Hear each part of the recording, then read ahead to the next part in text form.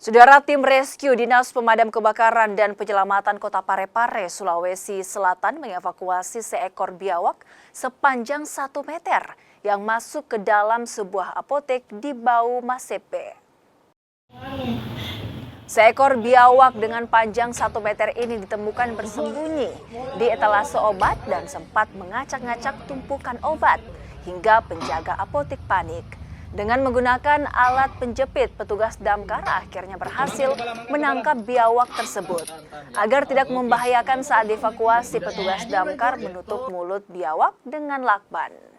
Diduga kemunculan biawak karena sedang mengejar mangsa seekor tikus hingga masuk ke dalam apotek.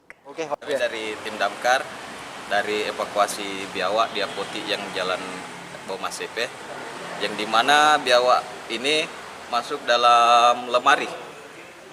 Lemari obat ya? Lemari obat, ya. Kebetulan tadi waktu penangkapan ya lumayan sulit.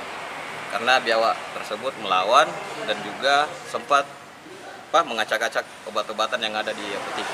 Kita memakai peralatan untuk yang stick jepit itu. Ya kebetulan juga penangkapannya agak susah karena lokasi sempit, kebetulan dalam lemari.